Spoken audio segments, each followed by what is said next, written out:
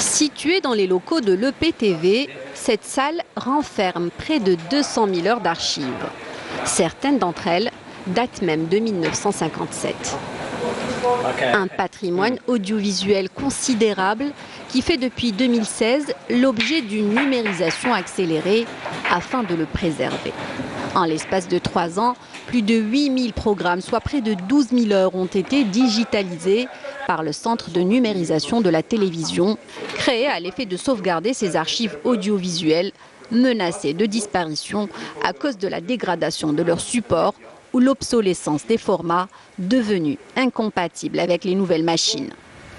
Un travail de longue haleine qui commence aux Eucalyptus, loin du 21 boulevard des Martyrs, plus précisément au service de la réhabilitation et la sauvegarde du film, un format caduc conservé dans le centre des archives nationales à Belkhadem. Par semaine, on ramène des quantités de films qu'on essaie de traiter, mais initialement on les ramène de Belkhadem. On les ramène de Belkhadem, le centre des archives.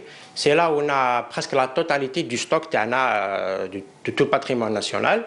Donc on les ramène là, au centre Fkalitou Sanawarana. Et ce travail consiste à essayer de récupérer le maximum de matière qu'on peut. Par exemple, la bobine à l'image et le son, on essaye un petit peu de la vérifier, de la visionner, de voir un petit peu ce qui ne va pas faire, ce que des fois il y a des problèmes de scotch et tout ça qu'on essaye de réparer, de nettoyer et de synchroniser aussi. Pour qu'à la suite, on l'envoie à Kemarahe, parce qu'on n'a enregistré rien du tout, on l'envoie à Kemarahe au boulevard.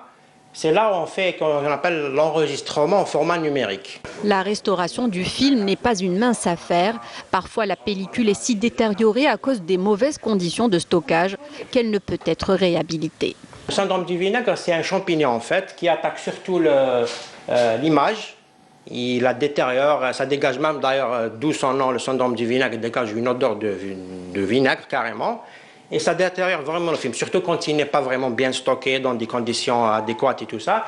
Vraiment, il devient inutilisable, ce qu'on appelle inex, inexploitable.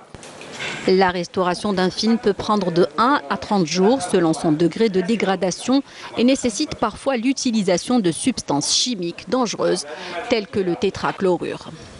Une fois inspecté, nettoyé et synchronisé, donc restauré, le film est envoyé au centre de numérisation pour être scanné et transféré sur un serveur de stockage pour un traitement numérique. Il est également sauvegardé sur de nouveaux supports.